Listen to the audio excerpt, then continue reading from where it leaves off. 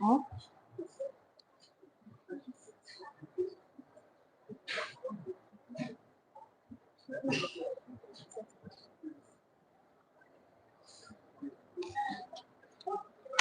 Just want to put your level of faith.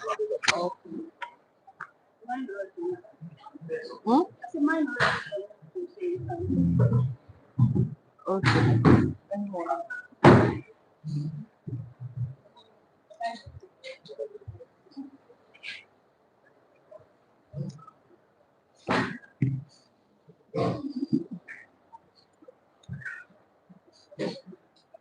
Cecilia, are you ready?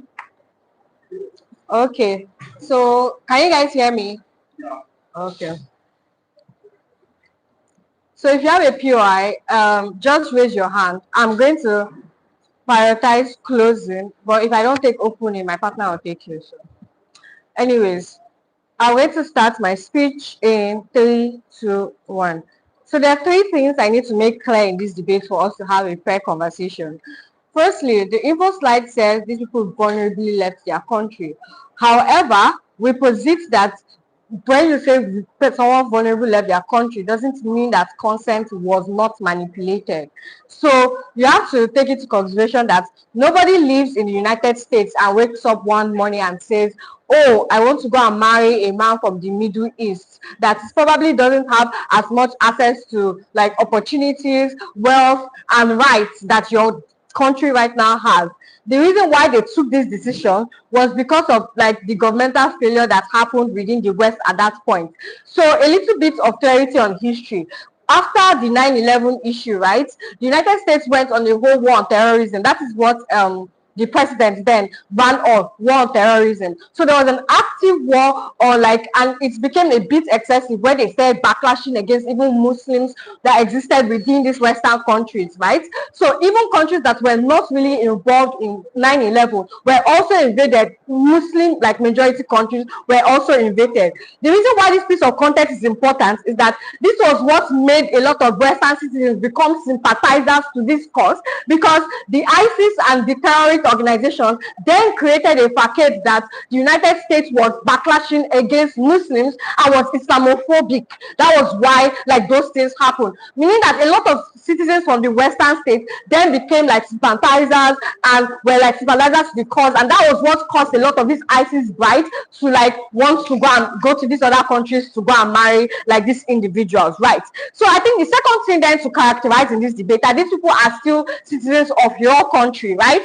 So what this means is that they also didn't commit any crime in that country. So what I mean is that if someone leaves a country that the age of consent, for example, is 16, and sleeps with a 16-year-old, and they come back to their country, they don't come and face persecution just because the age of consent in that country is 18, right? So we think that the extent where they didn't commit any crime there, we think it's a form of double jeopardy for you to come and try to persecute them within your state. But the third thing, when they say measures, right, the motion specifically says harsh measures. So what we mean on our side of the world, we are going to do things like surveillance, monitor their accounts, track them. So if you're concerned about security risks, right, we think we provide that on our side of the world when we watch these people to make sure they're not putting our country in jeopardy and stuff like that. What it means is that we are just not going to fucking jail them or say you cannot come back to the country. I think that is what the debate is about. I'll take your clarity.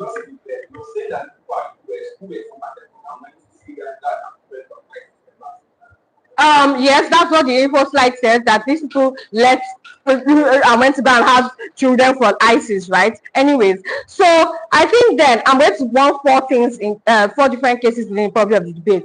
First of all, the reason why I was able to give you the context of governmental failures that made them to be indoctrinated, therefore becoming sympathizers, is that they are these Western states now owe them an obligation to kind of indoctrinate them, because it was their fault that they got indoctrinated in the first place, meaning that these particular countries have an obligation to these particular IC's right to actually do things like rehabilitation and not fucking jail them, right? We think that due to the fact that it was caused by like your failure, we think that what this means is that when these people come back to your country, they have to like interact with normal individuals. They get things like therapy from like being also victims of war, because even though they went there voluntary, most of these people still became victims of war, because like war is a terrible thing. You see people dying every day, your families get killed, people that you love get killed, sometimes you are raped by the enemy soldiers, things like that happen during war. So these individuals need things like therapy to also aid the rehabilitation of these individuals and stuff like that. So we think that due to the fact that we prove that there's an obligation for the citizens to treat them nicely and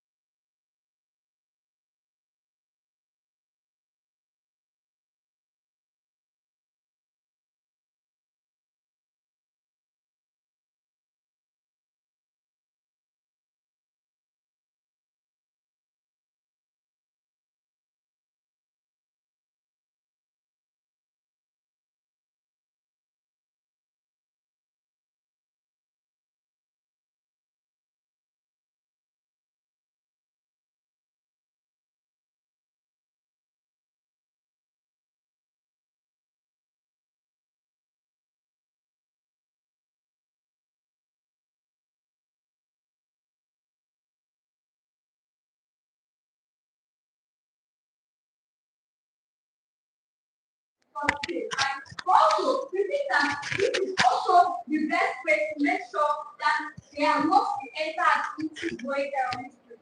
Because even though the war on ISIS analysis was successful in places like Syria, the problem with this is that there are also growing pockets of terrorist groups around the globe right now. Example is obviously Boko Haram that you know within your country. What this means is that because of these individuals were kind of sympathizers to terrorists, they are transferred to them. But also, like terrorism doesn't need more numbers. So even if they don't have skills, you don't want to add to their number because they are going to be easy targets for these new terrorist groups to recruit them. So we think that in a long run, this is the best way for you to do this. Because if these people end up being recruited to places like Boko Haram, they end up adding to the terrorist groups around the globe. When terrorist issues happens around the globe, it ends up affecting your country at the end of the day because it spills over. We don't want to repeat of 9/11, and we should do anything to cut them at their roots, cut them at their numbers. Proudly, OG. It's also actually trying to stop your buying switch and recognize the leader of an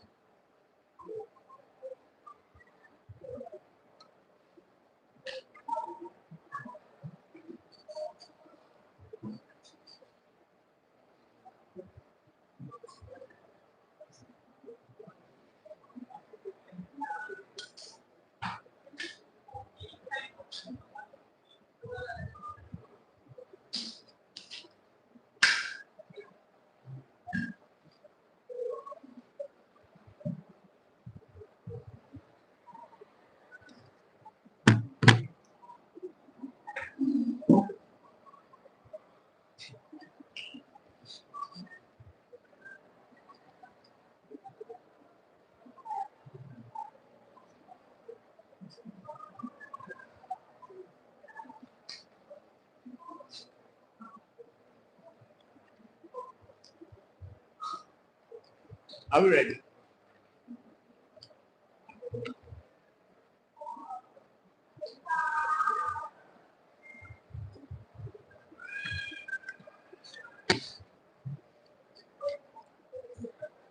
All right, I'm going to begin my speech. In 3, 2, 1. The central idea from JK's speech is to say that ISIS brides are sympathizers, and so that becomes a validation for their relocation and whatsoever they decided to support. We say that is wrong, and that is a sign of treason. We think that there is a huge gap between ISIS and the West, and even if we remove all of the arms, which I'm later going to talk about, there is at its simplest form a dichotomy between their ideological narratives, which means that ISIS ideology has a vast difference and counteracts with the Western ideology. So at the point where you choose to sympathize with people who have a strange ideology from your own country, we think you should be held culpable for that to that extent. All right? Second thing they try to tell you is that, oh, they're sympathizers, and then they make it sound as though the only way to put your sympathy into work is for you to change your location and then go as far as having children with these people. We think that there are far better ways to engage sympathy and call out your government. Like there's social media, there's people who go for riots, you can join NGOs or whatsoever call-out platform. We do not think that you needed to go that far to leave your own country to another country just to prove that you are being sympathetic to some set of persons. All right? At that point in time, it is treason and it is antithetical to the system of the government where you belong to, because you are likely subscribing to an ideology that is against the West, anti-West. Okay? Next thing I want us to engage. Yeah.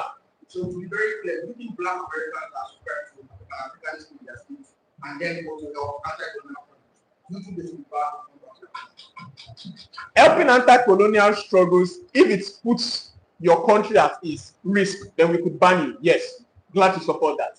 We think that at the point where these guys necessarily change location, you give birth to children, we think that these children are even an instrument of fostering terrorism in and of itself. Like they say, 10 years, 15 years. That's enough time for a young 15-year-old boy to begin to hold gun. You are literally contributing to the weaponry of terrorism that is against the state ideology.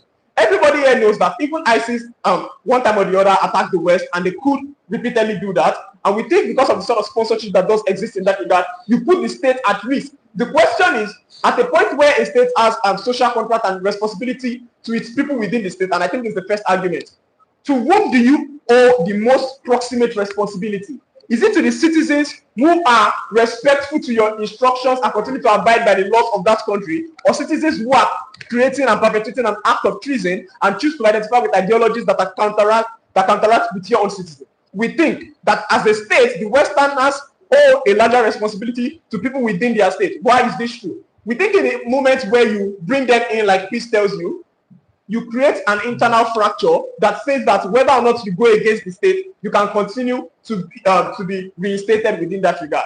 We think that there's a huge problem that exists within recuperating this. So JK makes it looks very simple. They are going to rehabilitate them, and then that's a simple thing. It stops there. They can even be useful to you. We say that is wrong because the idea that these people have family ties within the ISIS movement. We don't know how many children they have or how many children they have had. The question is, do we repatriate them with their kids or without their kids? Whichever way you think about it, if you repatriate them with the kids, these young people who have experienced war in time past within that ISIS movement become an existential threat within that state. Whether or not they perpetrate that ideology or another ideology is a problem. If you fail to repatriate them with their kids, it means that the amount of family ties that they have gives them a greater incentive to continue to leave that state to reborn with their kids or whatsoever. Let's engage. We think ISIS at its very core, it's an organized crime group, okay, that is continuously funded by various international bodies within international relations. You cannot predict the extent to which this ISIS bride could cause an existential harm to the state when you decide to recuperate them. All of this surveillance and whatsoever they are trying to say is still a form of making life worse off for these people, because largely they are not going to have that level of freedom that you want them to have. I see no reason why it is better off or marginally different from what we are saying about criminal prosecution. You can prosecute people and then leave them if they are eventually innocent or whatsoever. We think there are moments where proxy wars and whatsoever, even gadgets that are being sent by these criminal groups, we see Israel bait these instruments, and over the time we've seen bombings in various terrorist groups because some other parties decided to sell them instruments, and then that becomes something that is placed against them. We think you cannot trust these people enough. They are an existential threat to the state. You need to prosecute them for that level of Second thing we need to say is on the notion of choice. So what does peace tells you? Peace tells you, well, this choice, we cannot argue that it is not being manipulated. And they say that the notion of manipulation is that these guys are largely sympathizers, 9/11 and whatsoever. The event of 9/11 did not just affect these people, it affected the large majority of the state. There was a need to prove the justification why, once your state is being affected, the next thing to do is to opt out of that state and necessarily go out. We think on the principle of social contract, the state has a responsibility to protect you, and you need to trust them to that effect and not act as an instrument against the state, as a tool to call out the state. We do not think that is something that is largely legitimized. To that extent, their choice their choice and decision to leave that state then becomes something that we can hold them culpable for, in that whether or not it is manipulated, even if it is manipulated, it puts a larger number of persons at stake in that regard, and we think that it's a conflict of ideologies. We are proud to say there should be a forceful implementation of that regard. I think the next thing I want to talk about now is on the West as a state. I think the West presently in today's world is largely big about ideologies and wants to entrench itself as a global hegemon. Every part of the state that works directly against that ideology is an existential threat to that state. It is only in the best interest of the West to push a narrative that continues to ensure that every citizenry within the Western state should subscribe to that ideology, and it is in their best interest to subscribe to it. In a world where you pamper these people and rehabilitate them, you cause a fracture within the state and limit your tendencies to achieve that aim of becoming an hegemon and sustaining yourself and your ideologies within other space in that sphere. We think it is in the best interest of the Western states to ensure that even if these people are going to be repatriated, there is a strict measure that ensures that you put a narrative out there that every member of the state needs to be careful of what ideology they support and to what length or extent they support that ideology. In an event where you sympathize with people and you pose an existential threat to your state, we think you should be held culpable and responsible for it. Proud. This sounds like the leader of the opposition to the fine speech, and welcome to the Deputy Prime Minister.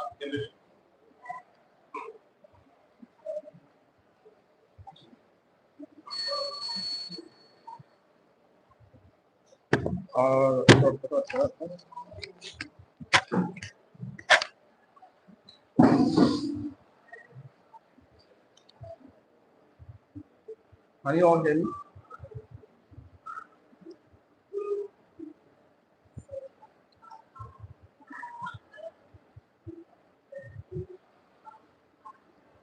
Okay. Button 3, 2, 1. There's a level of bad faith debating that shows you don't have good arguments, and that's what OO does here. I'm going to break this down in very simple terms. I know they might have tried to do something very disingenuous here when they talk about how we talk about sympathizers, right? So they want you to believe that these are just sympathizers that betray their own country. So I'm going to explain this from the point of view of a rational asset.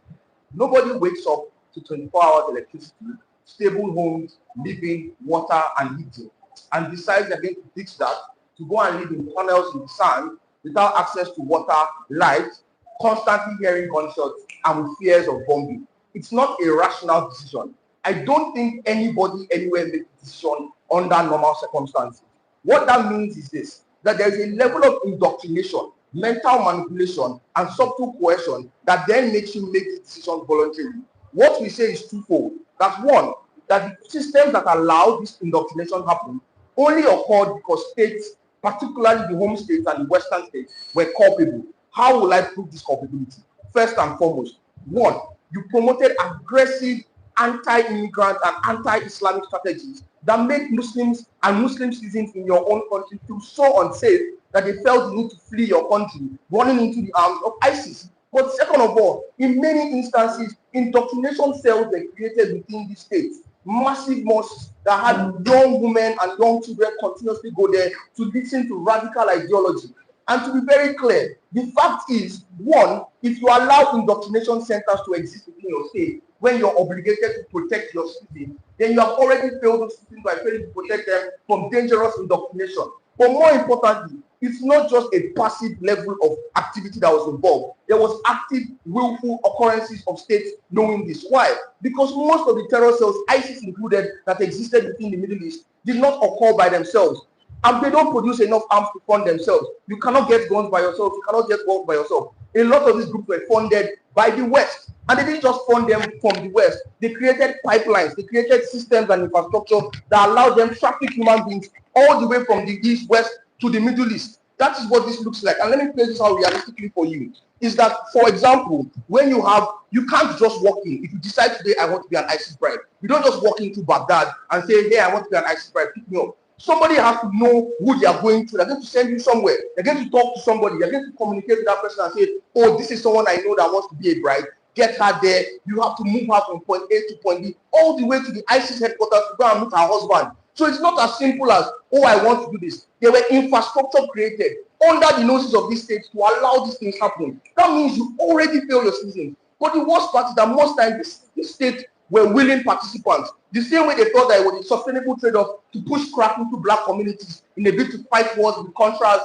in the South, in Central America. They did the same thing here. They realized that it's not sustainable for them to be the only source of funding to continuously fund these guys. So they use their Muslim indigenous citizens, their Muslim American citizens, Muslim British citizens, and allow for indoctrination cells to exist there to extract money, extract human labor, and extract these people to utilize them in that conflict at the same vein. But it goes beyond that, is that they were willfully aware. Now, why is this so important? Because if you create the infrastructure that forces somebody to become a rogue agent in your state, you have an obligation to correct that wrong. Because it's no longer the person you giving them goods and then you automatically, they say, fuck you and I'm going to do a bad thing. It's that you force them to do a bad thing. You created a system that makes it inevitable that such people must exist within your society.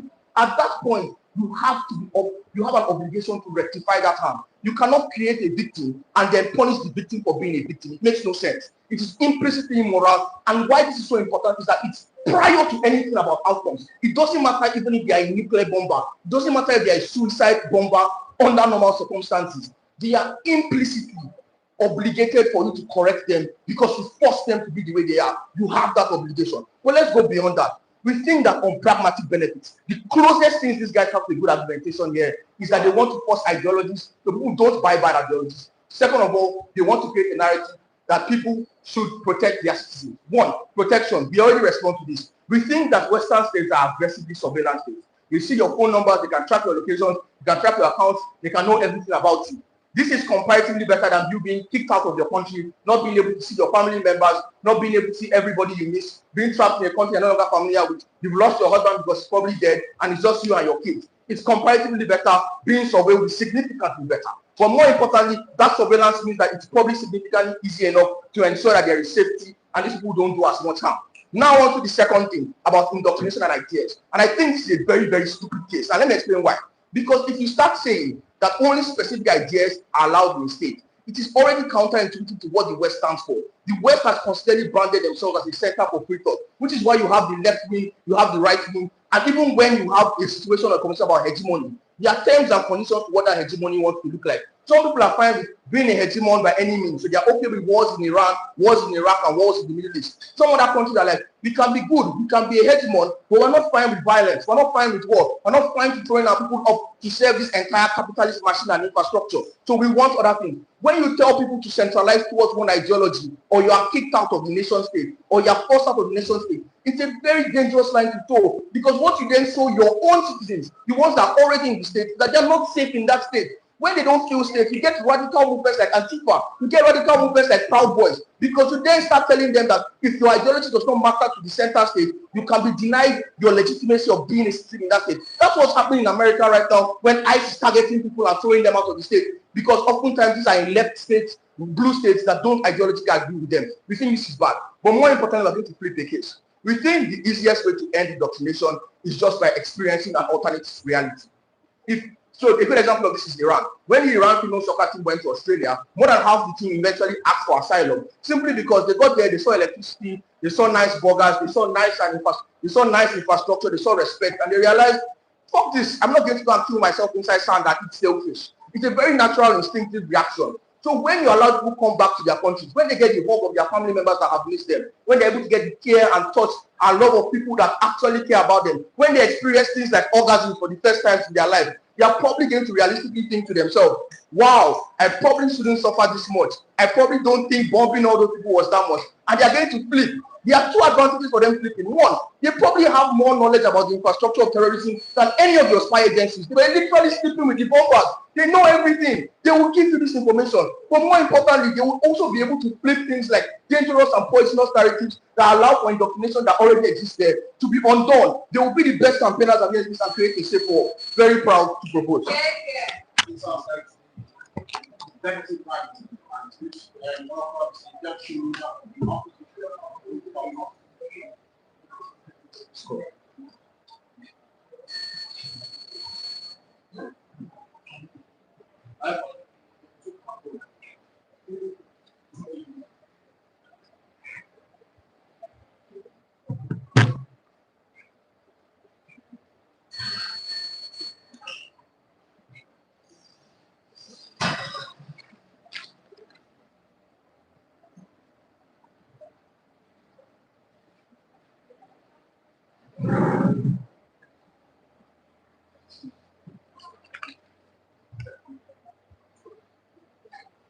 All right, for QI, guys, just fill up your hand. I'll definitely take it.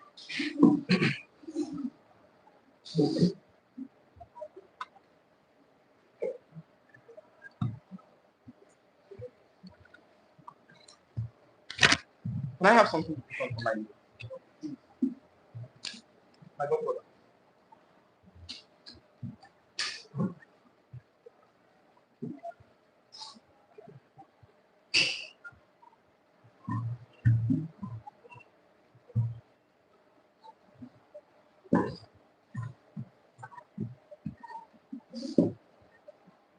So, two things to get very clear. The first is that ISIS is a terrorist organization that has caused a lot of harm, both within the Middle East and that transcended to other parts of the West. This is something that they have done through things like bombing, covert attacks, and perpetrating several war crimes. These war crimes also extend to victims, people like minority groups like women, and people within their own living and all whatnot. The second thing is the clarity I asked in our speech. Like people who are doing these things are US citizens who voluntarily want to go there to fight these crimes and all whatnot. Third thing is that the very definition of treason is support for the enemy. The reason why this is very important is that the definition of treason does not require you to prove intent. The reason why that is true is because in most instances, they understand that as a citizen of a country, you are benefited for that country, and thus you have a moral responsibility, not even just moral and legal responsibility for you to ensure that you never at any instance support the enemy, regardless of your intent. This proves on premise of logic that sympathy alone of itself, regardless of the reasoning of itself, is not a good justification based on the legal definition of treason. Relax. Now, what I'm going to do is I'm going to engage the Anydc matter first, and I'm going to put you why, on principle and on pragmatic, giving this guy a free pass to repatriate of himself from that case in one such scenario. Let's engage the Anydc matter. What they saw on the other side is that, when you do this none of yourself, you basically give these people some sort of ability for them to get intel from them, and for you to get them to recruit them into your enemy, recruit them into your country, so as reduce the harms and all what into your country. I think the idea from getting is say, these guys can be like repentant Boko Haram people. When you get them back to your country, you can be able to eradicate them and help them to get better rather than them committing the crimes and all whatnot. There are two reasons why I think the idea is very stupid. The first is the incentive. By their case, these guys are sympathizers of war crimes and all whatnot. What is the incentive that someone who is sympathizing against you as a government officer will be willing to give you intel that basically helps to defeat the enemy that they are very sympathetic towards? But secondly, I dare to say that these guys in most instances will be a cop out to basically become spies in your country and basically exacerbate the harm. All this impacts what you get from Ojola's speech, there is no engagement from here. Second thing that they say in their speech, and this is what you get from here. He says, that the only way you can be able to help them to get better is when you expose them to better reality. And he says something like, when they are suffering the worst life and all whatnot, and suffering bad conditions in Middle East and all whatnot, you expose them to a good life, orgasms and all whatnot, they most likely want to turn a new leaf and get better. The idea is very stupid because in his own speech, he tells you in his speech, literally, that these guys are rational actors. They are finished experiencing a good life and all whatnot. When they go to a Middle East country and experience a bad life, there is no incentive for them to treat after right. And then he tells you that they will still come back again simply because they want to experience a good life, which they have already experienced in the first place. The idea is that when they experience a good life and when they experience a good life, they most likely forget all the bad things that they have suffered. This is something that I've already explained before. I don't know how the argument makes sense. But yeah, let's engage them. Relax with me. Let's engage them. The first time I'm going to argue here is why these guys are not exactly the victim. Because what they want you to believe is that, these guys were being coerced and force this kind of officer is something that basically the state is culpable for it. I think the idea behind it is that say, oh, these guys are victims because the US and Syria and their native countries do things like indoctrination, their anti-immigration policy. And I usually put a question mark in my notes. If I am a US citizen and my government is doing anti-immigration policy, how does that kind of officer affect me to make me want that me who is a citizen to make me want to become radicalized to basically go against my government? It doesn't make sense. But second of all, like, oh, the US is funding the ISIS and all whatnot. Even if that is true, my partner explains that there are other ways you can be able to demand accountability from your government. Things like, for example, you can literally do things like petition the government against the work crimes they are committing. Things like protest, things like call out your government and all whatnot. That is a more rational way. If you buy his things and you are rational actors, things like what people who are educated to be able to like engage these instances and ensure change in that country. What they do on the other side is that these guys are not victims because these guys voluntarily want to do this in the first place. The best they tell you is that they want to do it because they are sympathetic. I don't think anyone who is sympathetic towards a terrorist organization who has caused a lot of harm, a lot of like catastrophic destruction of people's lives, bomb people and all whatnot, is someone who will say is a moral actor. In a sense where your intention of prison is not pure, you don't deserve to say that you are coerced. But understand, at its core, treason does not require intent. All right, the US was in house.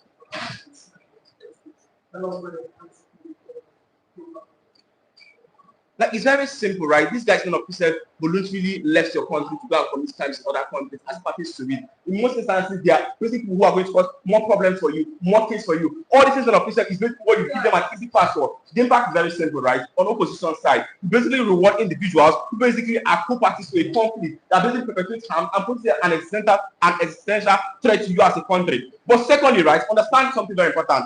And this is why I begin to justify the harsh conditions to the repatriation. Because I think the idea that the Igbo side tells that, oh, this is a harsh repatriation doesn't necessarily mean it's targeted like just punish this guy without any consequences and basically make it harder for them to integrate with their family and all whatnot. I think that there is some instances they get to kumbaya with their family because of two things. One, understand that this thing of itself is one of the instances of the harsh repatriation is like criminal prosecution. In criminal prosecution, there is a presumption of innocence. This is what the West believes in, right? It means that the West government officials has the burden for them to prove the guilt of this guy. They have to bring up evidence and all whatnot. This is what Odela tells you. Why at the end of the day, they just as innocent as and JK wants to make you believe, they think that to be repatriated into their country. But secondly, also understand that even in their best case scenario, right, where these guys are innocent, the narrative we send on our side is more better. What is that narrative and why is it winning? The narrative aligns with the basic obligation of state to ensure that it protects its citizens. People in an office benefit from state food. In most instances, because state has the monopolization of force, monopolization of military, control of the media and all whatnot, the state is very careful the kind of policies and the kind of actions it takes. Why? Because you understand that for you to be able to have social cohesion, in most times you have to set state policies to ensure that even if these guys are citizens who are done bad by the state, the idea is very simple. What is the way? He tells you in his speech that the US is very multi-polarized. You have different identities and all whatnot. And that's why you basically accept these people without any repercussion. It means that other people in an office who basically are against the actions of ISIS and against the identities of ISIS and all whatnot. It most likely begins to backlash as a government, right? Because they basically say that, oh, you're rewarding an enemy, you're running someone who has committed treason. What does that narrative send? It basically sends the narrative that you as a government officer who claims to be a global hegemony, who claims be in charge of controlling all the forces in the world, cannot basically ensure that your country is safe for its own citizens. That kind of officer sets a worse-off precedent. But secondly, also, the narrative also leads that it's okay to propagate the ideas. Understand that everything I talk about the harms where these guys in officer may likely become victims still exist on their side. The only problem is that on their side, there is a perpetuation of that harm. But if the state does one thing, more people will see that become ISIS right. More people will see go ahead and continue in all of those things. Even if the state is guilty, the essence of the prevention of the ensures that the cycle continues because you have more victims of those things, more crimes committed by those ISIS guys and all whatnot, and it leads to more chaos for everybody. But lastly, on our side of the bench, there is deterrent. Right? Even if the state is guilty, before the state is taking a harsh stance, even though the state does not influence the fullest extent of the harsh conditions and all whatnot, the reality is that the state is very intent on crushing anybody that commits an act of criticism against the state. That is the better narrative to a such track question we are proud to oppose.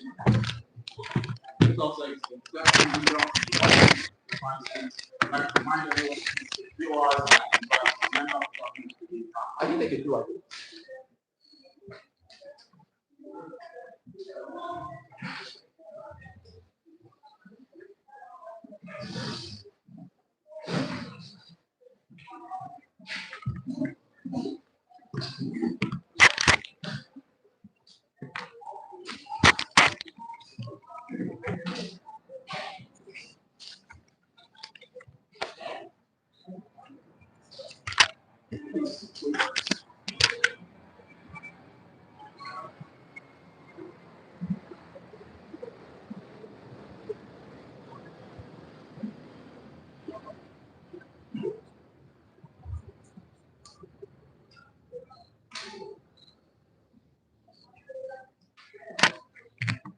All right.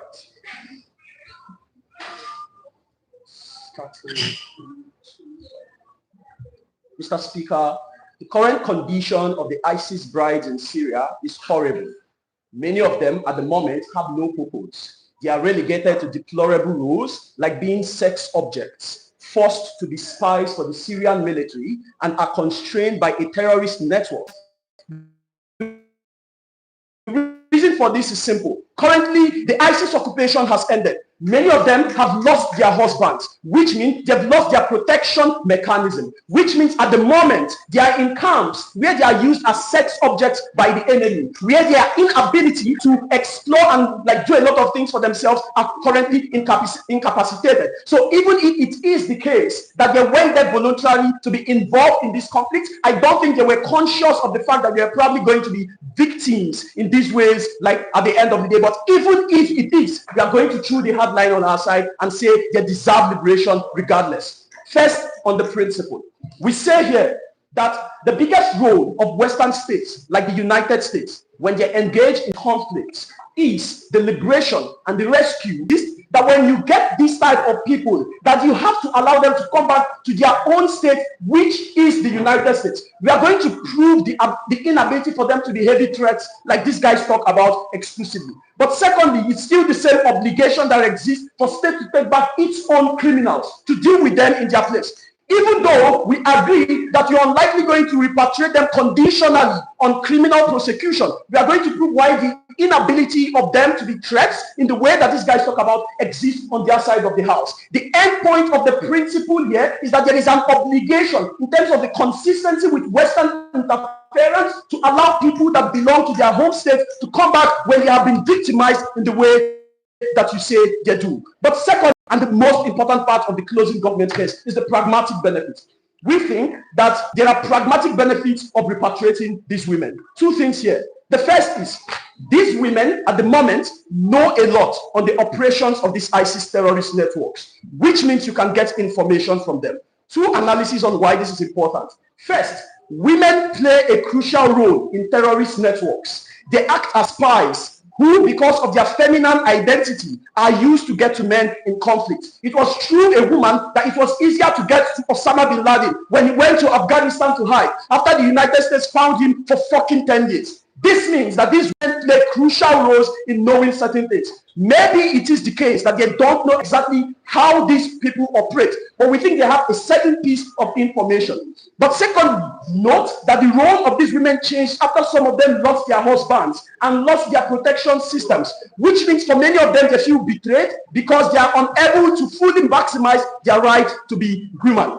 Which means there is an incentive for them to give you information if you get them back. We don't care about whether or not they are going to be threats. Two things why we think this is untrue. We don't think these women are going to be threats in the United States. They don't play crucial roles. They are not armed. But secondly, if it is the case, like they say, that they are going to be threats, we think in places like the United States, there is enough capacity to arrest them, to try them for any other things that they can do after you have brought them back on the condition that we have given them. But thirdly, we think it's unlikely that they are going to act in those ways because they are sure of the type of things they have faced exclusively. These are people that have lost sons, they have lost fathers to wars, and many of them are victimized. We think it's important that we bring them back. Shoot. If someone goes to steal and end up putting a leg, how many people are going to put a leg? You still hold them for going to steal. Good. We will hold them culpable because the intent is the same. But we think in this instant, the intent and the outcome of that intent changed after they lost most of the things that protected them in those specific places. But what is the worst case analysis? The worst case analysis is their threats, and they probably do terrible things in of themselves. We don't think that's unlikely that they are going to be threats like we pose them anyways. The last and the most important thing here is we think that these people are viable assets, which makes them a crucial part of being welcomed back. In the fight against global terrorism, the United States to do things like pay ransom or say we are going to put bounties on people here that can give us information. We think these women are the most proximate assets you can have to having information on the ISIS terrorist networking of themselves. This is not to say that the United States and its intelligence capacity at the moment extract information that can help them do these things. But what can we say to having extra information that help you get these type of things? We think, even though we agree to talk about, even in themselves are terrible people and do not deserve to be brought back, we think their conditions in those places are bad. If the United States has to continually go to places like Iraq and Syria to fight wars with the sole aim of returning vulnerable individuals like women or people that do not have the capacity to survive in those states back to their home states, we think it's the same thing here to allow people that once were citizens of the United States to be repatriated, because most of them have lost their identity, have lost their self of reasoning, and their fundamental human rights to live as women is shrinking. Proud to propose. Yes, also, member of the government speech and member of the opposition.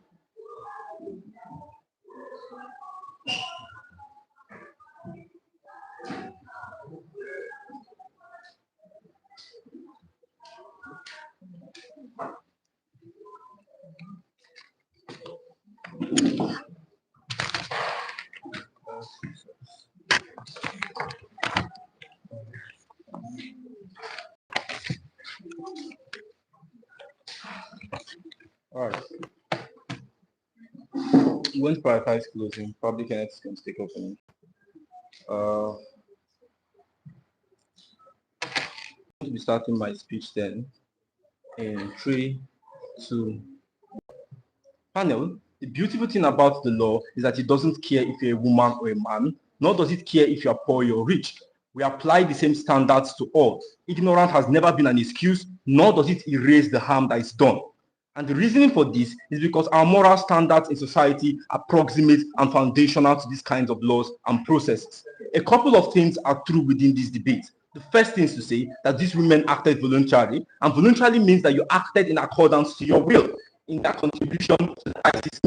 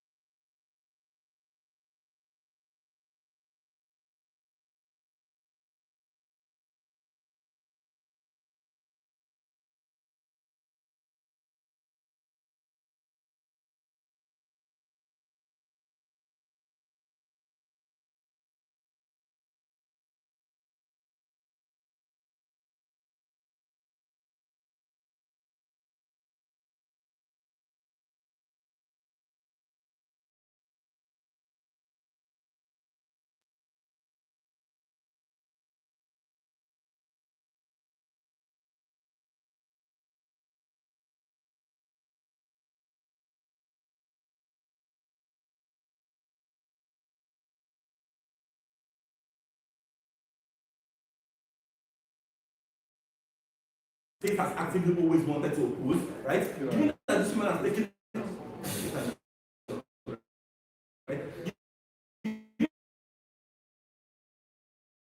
majority rule, in which most of the things that are subscribed majority within that particular state, given that the social contract is what these guys have insulted and no longer securely bound by, we think on this particular instance, we demand like the very principle on the basic level is a harsh punishment to give these kinds of citizens. Yeah, I think I'm going to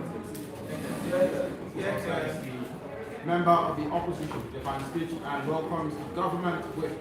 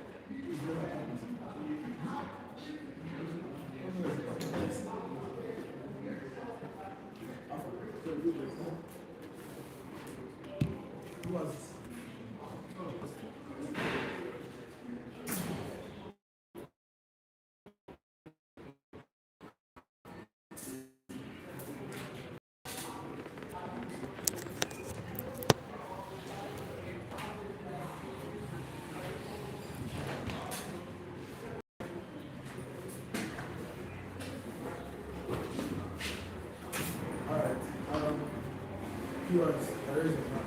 I will take CG because it declined OG to consider as well. See you later.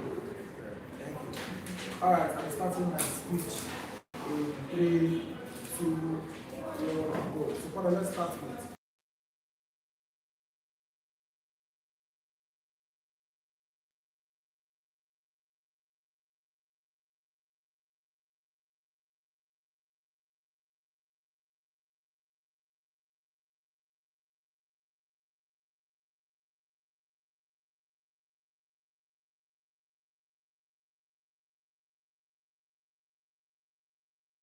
My partner, and I've consistent with CG's case is that if you agree then that the biggest resource that the ISIS has is these women because they confound the future of ISIS in itself. It means that you agree that the only single way that you're going to stop that resource from growing, they're still in Syria, they're still being raped, they're still being made to get children. Nowadays they are old, okay, original husbands are dead. It means that if you refuse to bring these women back down, those resources continue to flourish in the context of your war. You don't solve your problem, however. Then the larger conversation, right, that how that future, the whole contribution to future is the same thing. The thing is that's a pragmatical flaw, right? Because what you're doing basically is that you're leaving them there. You claim that you're protecting citizens in the context of this state. Understand that the children that these people here can enter your state because of the mysterious citizenships of these two individuals. What it means then, that even if you stop the entry of these women in and of itself, there is a legal entry that exists for those children necessarily within the context of this debate. That's a principal harm that they are able to necessarily cater for in and of itself. What it looks like is that you're going to be sending more of your soldiers to die simply because you've refused to save unwilling participants of this war in the first place. We think lastly, and that's the POI that Mascot asked the idea of social contract and debt payment. We think that the current existence of these individuals is already enough punishment. This picture is brutal. These are individuals who have gone through a season of war. Their husbands have died, they've lost even their own children. What now exists there is that they're being treated as simple sex objects, being raped simply for the purpose for an ideology that they no longer align for and do not have an option to necessarily opt out for in the context of the debate. You have to agree, you have to consider how these guys now exist as prisoners in the context of this debate. Right? You see, first thing they tell you is that, and they're going to bring an infraction because it's things, right? We think that the first clarity that you get from us is the idea that occupation has simply ended, as God tells you. It means that there is no active engagement on this women outside of that abuse.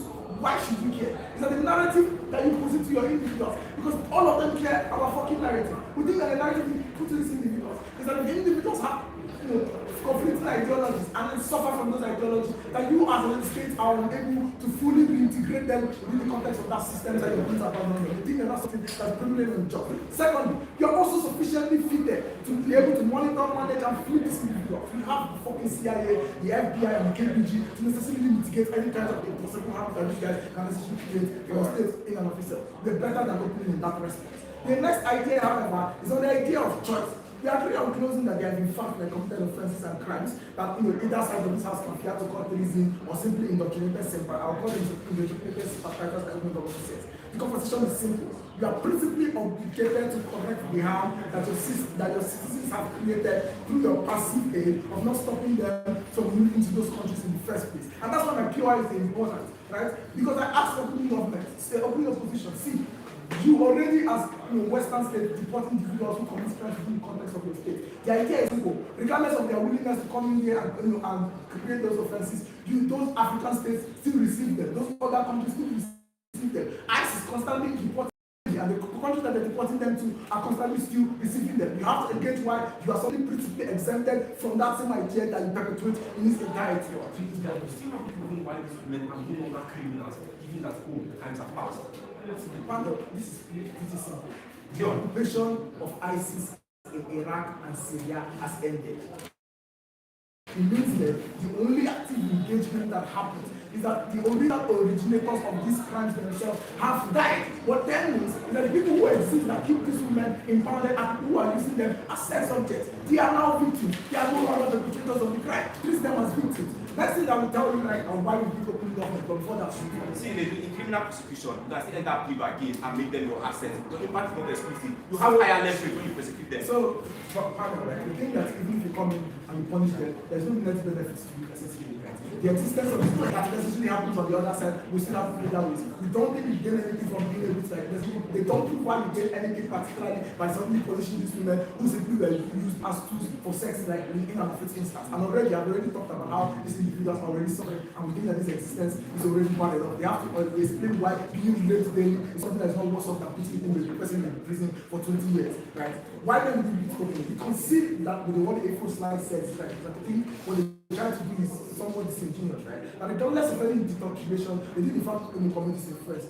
3 reasons why we take them, we still bring this debate, right? Is that the purpose of that crime and the purpose of the intention that led to the action of living in the first place and participating in that crime has necessarily ended. But then, however, they are now victims of their own choices, which means that they've moved from being participants of the crimes themselves to being victims of those crimes in and of itself. The third thing here then is that you owe this whole state on fair principle to take back these criminals, if you tell them criminals, that you sent to their countries, right? Because you have some level of obligation to ensure that those crimes stop to continue within the context of Iraq and Syria in and of itself. If you don't take any action that stops the continuation of that, you become principally unjust on your side. We prove why there is an incentive for these individuals to help them, to help these countries in and of itself. Because what Mascot tells you is that these individuals now are antagonized against the current individuals controlling the little pocket of the Syrian movement. What it means then is that they have an incentive to go against these individuals and give information about these individuals.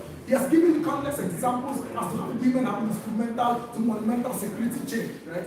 No response from closing opposition or open opposition as to why that action is not something that is viable within the that option is not something that is viable within this context, right? And then the last thing that we are able to prove is the idea of them being checks for being able to do that. Because we tell you that you have capacity. You have the ability to be able to use whatever hands that they create. You have the ability to be able to listen in. You can decide to be able to put conditions that allow for you to ensure that indoctrination happens. You're not just going to bring people in and then just like feed them into their society, just like or have them have organisms that open them themselves. Lastly, in response to your POI, we think that the same analogy of a broken leg is simple.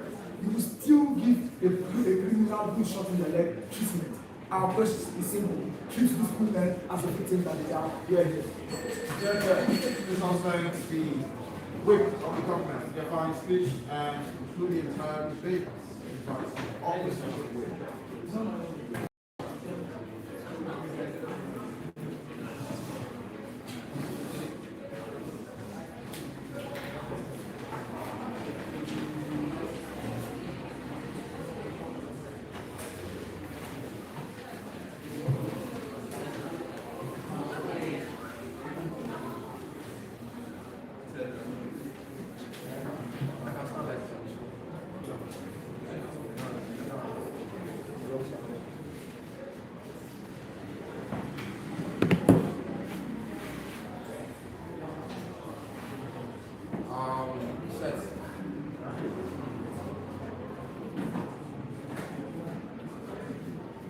panel chair, there's no electricity of impact that exists on open government alternative. And the response to why the alternative is likely to not work and is not leading to their side will become very valuable to closing up the change case. But secondly, even on the principle, the one year extension of closing up is very consistent with what already exists within the status quo. And that is why we are going to win this case. Let's talk about government material, how to incorporate why we need to go along. The first thing here from opening government specifically is that this women's consent was manipulated due to bad government action, which means they are culpable. The response from opening up was to say, oh, the justification is insufficient. We don't think this is a sufficient response to this particular claim because I have able to reinstate the case and show you why bad government actions make it justifiable. What do we extend on from closing up that makes us to win on this case? We say that even with the existence of this justification, they should still be punished, right? Because they committed actions that created third-party harm and the actions that constitute like actions like crimes against humanity.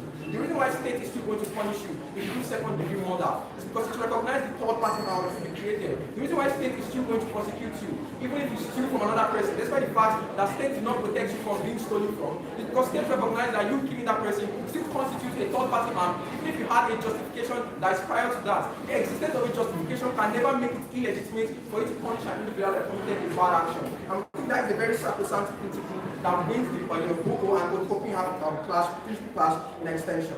But I think the second thing that they tell you is that it is illegitimate to punish people within their country because obviously they committed a crime in another country.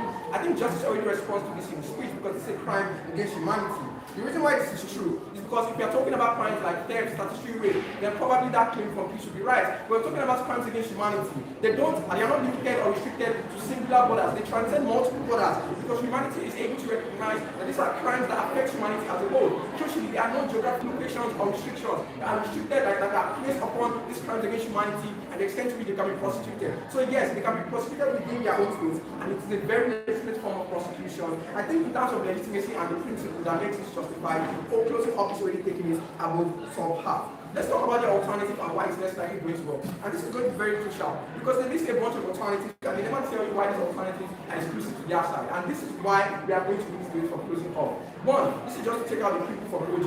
Monitoring and surveillance, we don't think this is effective. Why? Because there are so many black market chains and networks that exist within the United States. There are so many under-the-radar surveillance systems. Where these people are able to bypass the monitoring that you're able to impose on them. You think it's going to be insufficient? Like, come on, it's the United States. Western countries, they have so many of these illegal mechanisms. But secondly, the improvements of the conditions within the United States. The United States being a better actor to not be volatile against all these Middle Eastern countries is something that can exist on their side, on our side rather, to prevent the emergence of these people that are terrorist sympathizers. It's okay why we can't do that on our side as well. And we never engage this comparison. They don't say, oh, we can improve the conditions in your country to prevent people from becoming terrorist sympathizers. We can also do that on our side. I don't see why we can. But thirdly, we can also get information from these women, even if we decide to prosecute them. And this becomes crucial. We can do this in two ways. One, we can do this in the way of the CIA. I don't need to expand on that. I'm sure you understand what I'm talking about. But secondly, we can do this through bargaining. That is to say, prosecution does not mean we must kill them in all these countries. This can be prison sentences. We can offer them lighter prison sentences in exchange for information. This essentially means that we can also obtain information from these prison sentences. But then thirdly, we also think that this information is likely to be useless